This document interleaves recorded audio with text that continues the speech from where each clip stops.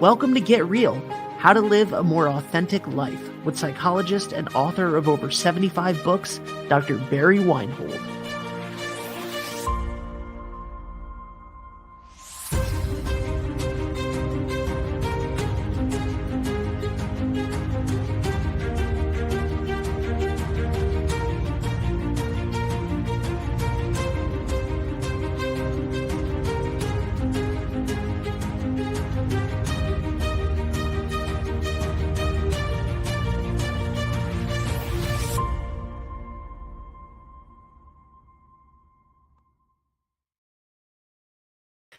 Hello, everybody, and welcome back to Get Real, How to Live a More Authentic Life with Dr. Barry Weinhold. My name is Ben Barber. Dr. Weinhold, how are you today? Grateful as usual. What are you grateful for today? I got some fishing in, and I'm going fishing next week. Excellent. That's always great. It's an incredible place where I go fly fishing, and it's one of the most beautiful spots in the world. That is amazing. When does fishing season start in Colorado? April 1st. Okay, yeah, so you've been doing it for a little while. That's awesome. Yeah. So I got out a couple weeks ago and got some good fishing in, and I'm going again next week. So, carved out some time away, and that to me is like the carrot ahead of the donkey. I mean, if I have something I can look forward to, then I can kind of put up with the rest of my life where I have to do what other people want me to do sometimes. Yes. I'm with you. I'm with you on that. What are we talking about today? Well, today I'm going to dig into the first item on that self quiz that you put up on the screen a couple sessions ago. It says, "Show up and tell your truth," and what it says under that item, it says, "Do your walk, your talk, and are radically present in everything you do in your life. Can you speak your truth, be vulnerable and transparent when you want to or need to? The biggest fear your inner demons have is that you will be vulnerable and they will talk you out of it." So this item is deliberately number one on the quiz because I think it's one of the most important ones in terms of recovery. And when we talk about recovery, I mean, that's a word that's thrown around a lot. And in the way I look at recovery, it's a recovery of the self. And in many cases, quite a few cases, that self did not develop the way it should have early on. And so I want to talk about, where this whole idea of having trouble showing up and telling your truth started, what caused it, and then what you can do about it. So that's sort of an outline of what I'm going to do in this episode. The importance of understanding how this got broken down is you have to go back to infancy. And what we know from all the research is that the bonding and attachment that you achieve during that 9 months of intimacy forms a blueprint, or it forms a template for the rest of your life. It has been shown to be the most powerful predictor of success in life. Now, given that kind of understanding of how important this is, we know that only about 41% of infants in this country leave infancy with a secure attachment. It used to be 49, but it's getting worse. The recent research has downgraded it to about 41%. That means 59% have an insecure attachment. And there's three different kinds of insecure attachments. There's an avoidant attachment, where these are the people who are the loners in life. They don't really connect with anybody very well. And I've met a number of those, and I know that kind of pattern and I know where it came from. And so I've been able to help a number of my clients who have an avoidant attachment to change that and begin to become more social. The second, not insecure attachment, is called anxious and ambivalent. And this is in your relationships, you often are anxious to the point where, if you meet somebody new, uh, you're so anxious you don't even remember what their name was. You're so focused on your own anxiety that you can't even remember what their name was. That's if that happens to you, that's a good idea, a good indicator that's what's going on. Is that you're really uh, replaying some of the dynamics of your early infancy. And so again, what we know about infancy, we've known quite a bit about it. We've had a lot of very, very careful research that's been done and looking at. And actually, I didn't give you the third one. The third one is called the ambivalent. I mean the disorganized attachment. It's the worst of the three. And usually, with people with disorganized attachment, have a lot of fear about relationships. So any kind of pattern that you developed in that first 9 months likely will be the pattern you will use in starting relationships and having relationships as an adult. So it is the template. And if you're not aware that that template is operating, you're destined to repeat it, unfortunately. So, I mean, I have clients, once they understand it, they go, "Oh, I never thought of that." and they realize that they have this pattern in all their relationships.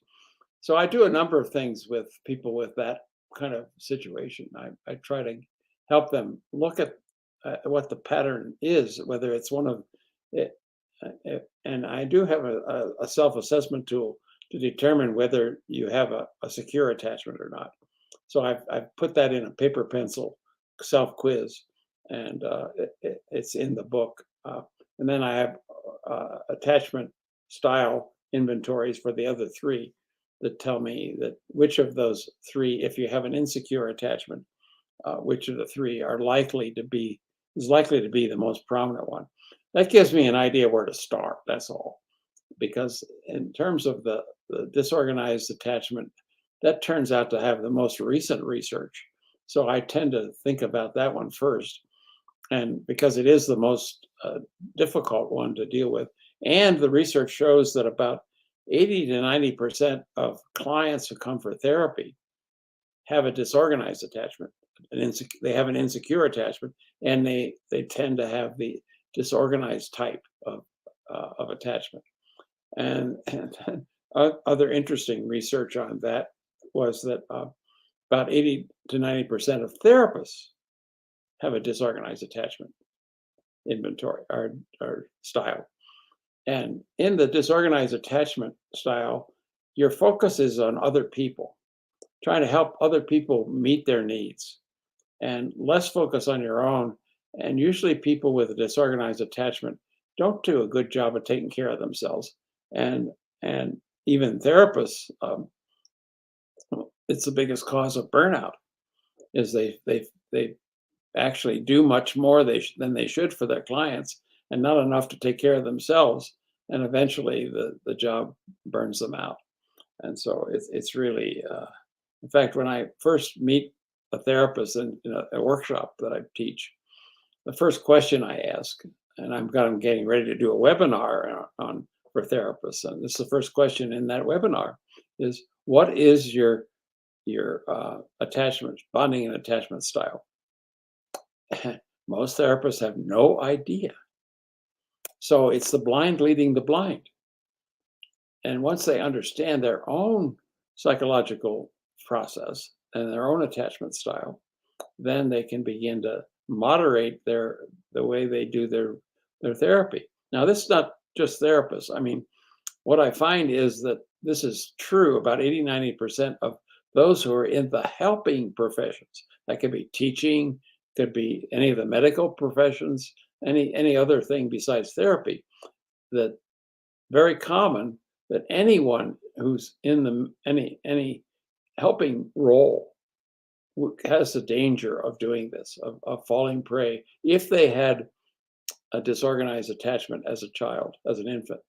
So I try to help them understand that that is where we need to first work with it and find out what really happened and really what you need to do to change it. And it is changeable. As I said in previous episodes, the good news is that our brain is very and nervous system is very mutable and changeable.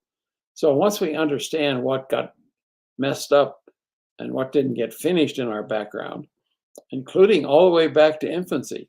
I've had memories, not I didn't earlier, but as you do more work on this, your memory of early childhood comes back. I have memory, a very distinct memory, of about 4 months old, and I was looking at my mother in a very loving way, and for some reason unknown to me, she turned away. And I just recalled that, and when I recalled it, I just sobbed because that's been an issue probably in my life since I was an infant. That I thought that there must be something wrong with the way I love because she turned away when I loved, and so those kind of incidents have tremendous long-term effects on people's lives. So that's half of the equation, is that in trying to determine what's behind show up and tell your truth. The second part is that, and these are the two basic needs we're all born with. We're born with a need for bonding and attachment, and it either can be secure or insecure. And then the second need we have is to develop an authentic self. And by the time we're 3, if we had correct parenting, conscious parenting, we would have the foundation for an authentic self develop. However, the research isn't really very clear about this, so I have to use mostly my clinical research to determine this. But in my experience, and I've read some other examples of research that's been done, about only 5% of adults had that happen at age 2 to 3. That really means that instead of going on internal power at age 2 to 3, they went on external power, and they began to use what they think other people want them to do or say as a guide for living their lives.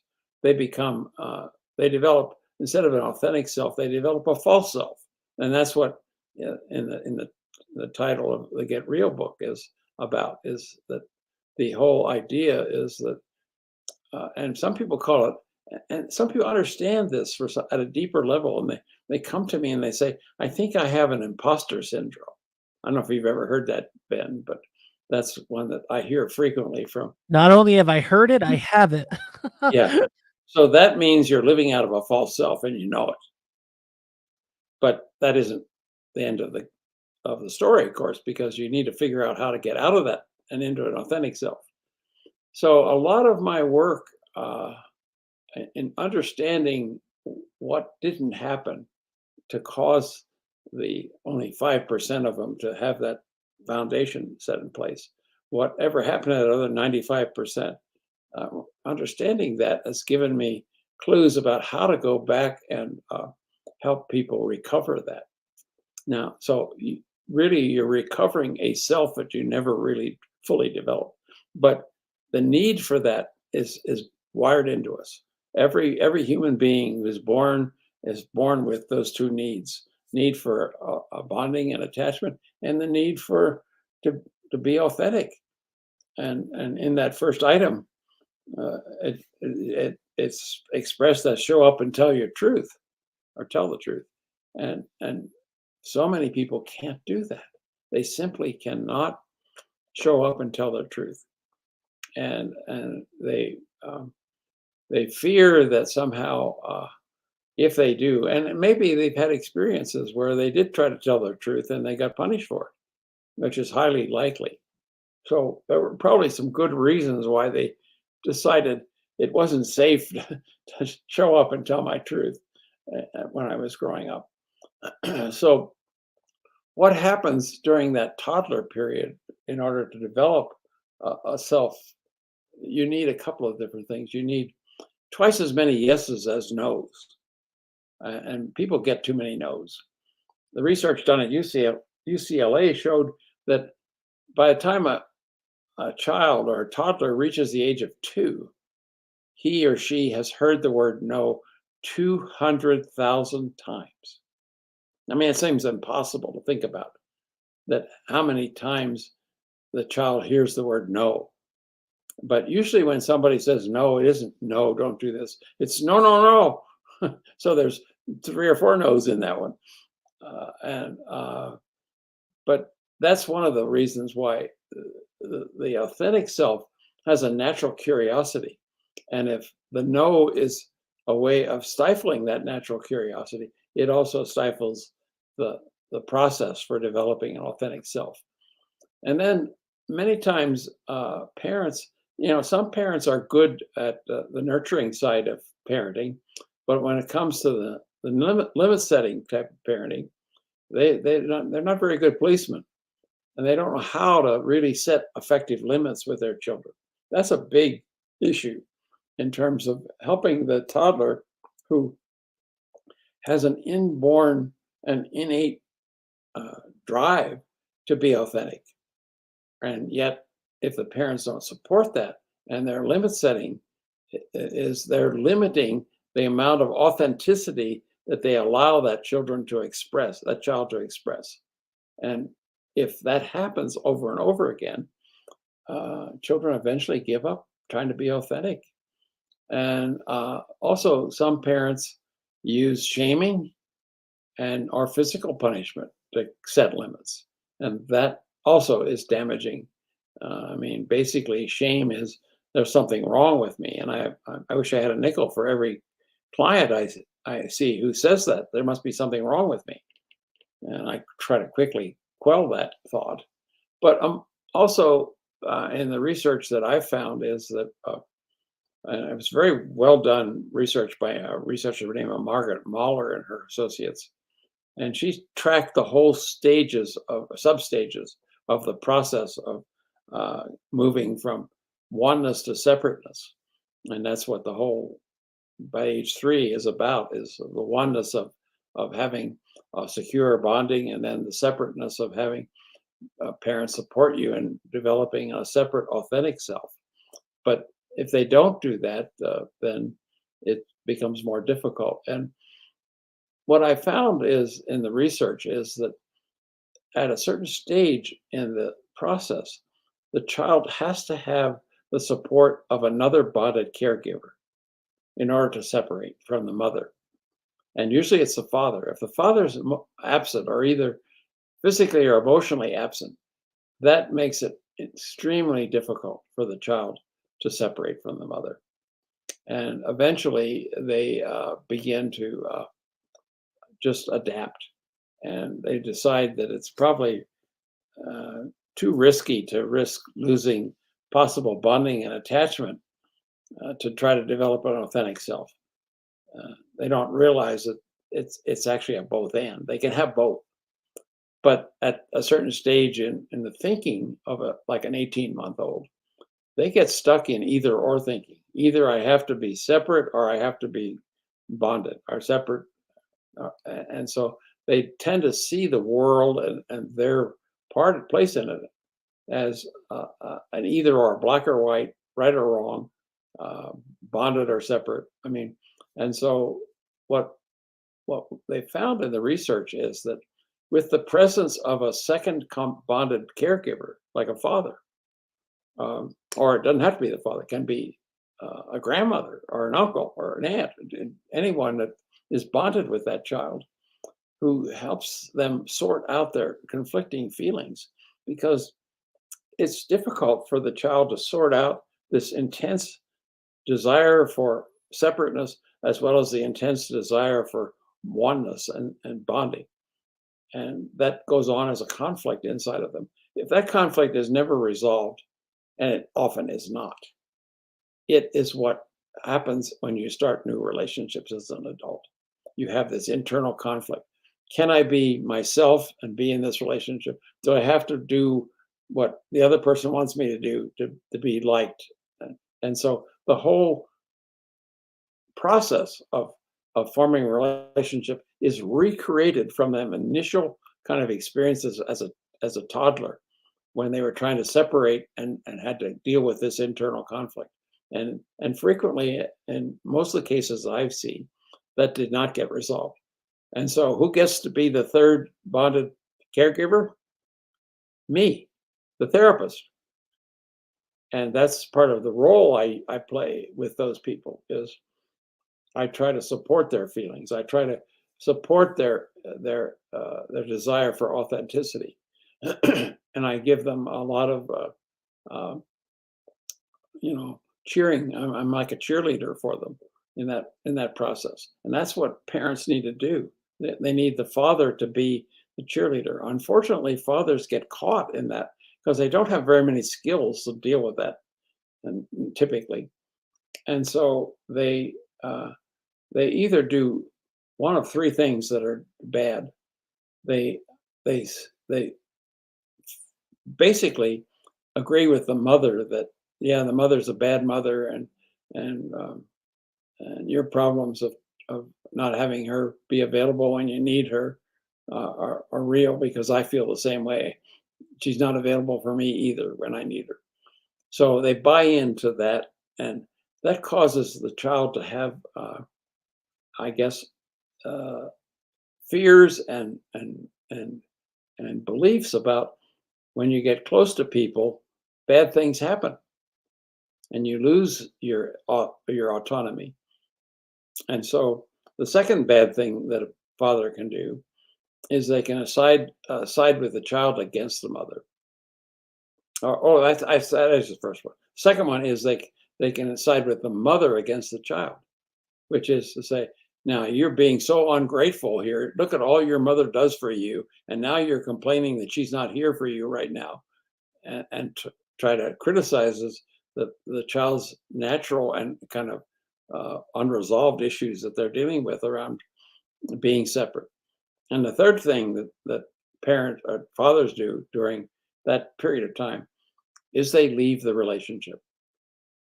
When the first child is about age 2 is the most common time that fathers file for divorce.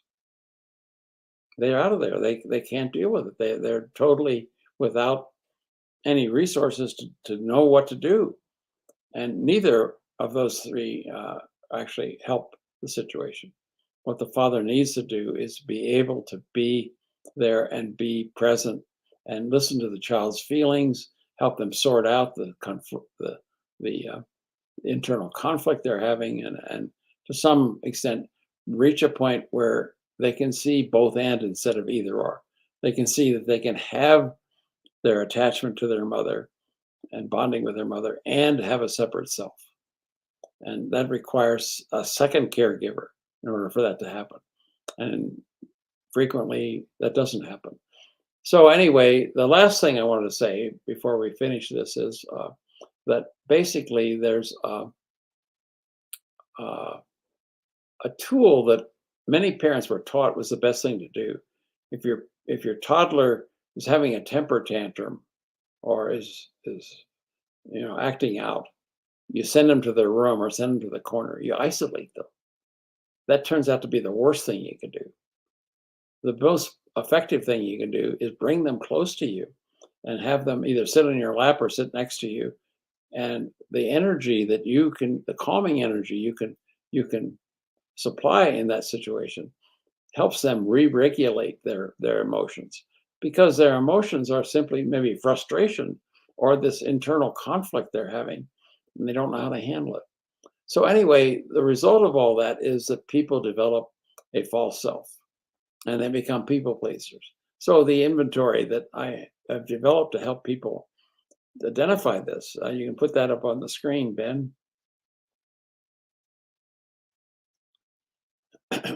and ask the question, are you a people pleaser? 30 items that all of them have been designed in a way to indicate They're all people-pleasing behaviors, focusing on the needs of others rather than your own needs. And I get people who score a 3 and a 4 on 26 out of the 30. I think the highest I had was 28 out of the 30. I mean, and so those are ways to tell how much of a people pleaser you are and how that's affecting your life. So then once we understand the cause of this, how it developed, then we go through each item on the people pleaser inventory with the four-step model, and we look at, okay, how is people pleasing affecting your life negatively right now? And they tell me. And then I say, okay, where do you think that started in your life? Where did you start people pleasing?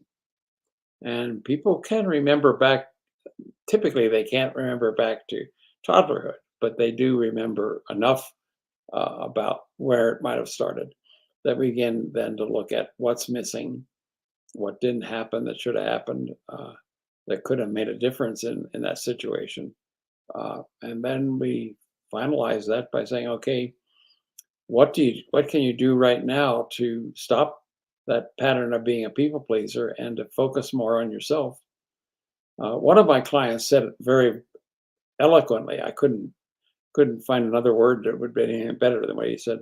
He said, I've noticed that when I'm pleasing myself, I don't have as much need to please other people.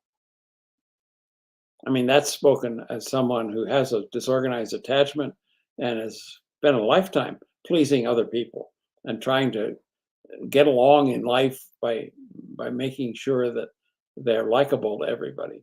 Of course, obviously, the bottom line fear of that is that if I don't do this, that I will lose my bonding and attachment. I will lose my connection with other people that are important to me. And so it has a big it's a big factor in people's lives. And I think it's why people vote the way they do and why they affiliate with certain groups or people or organizations, because they want that bonding and attachment that they didn't quite get enough of in that first 9 months. And so it's constantly, or they create what I call codependent relationships, where they really are trying to get those needs met that they didn't get before. So anyway, that's kind of my uh, uh, understanding of showing up and telling your truth. And being a people pleaser robs you of some of the resources and the the activities and experiences that you could have in your life. If you're constantly worried about pleasing other people and not even thinking about what pleases you, you sometimes make choices that are not good for you. And basically, your whole life can revolve around those kind of choices. So that's kind of it, Ben. I think I've kind of said enough on it. What do you think? I love it. This was a great episode for me because I am a people pleaser through and through. And so there's a lot of stuff for me personally to work on that you talked about this Yeah. episode. And And that chapter in the book has a lot of really good things about what to do to change it. absolutely. So I'm looking forward to reading the book and to by the time we record next month, I will have read the book and I'll have all sorts of reviews on that. But in the meantime, this podcast really, really helped out. And you can get that free assessment and everything else by clicking the link in the description of this video or audio, wherever you're listening or watching to this. And what are we talking about next week? Well, I'm going to dig deep into the second item, which is taming your shame. Excellent. I love it. I'm excited. I hope we end up going through all 37 of them. Well, that would be fun. Yeah. All right, guys. We will see you next week. For Dr. Barry Weinhold, I'm Ben Barber. Bye for now. See you, Ben.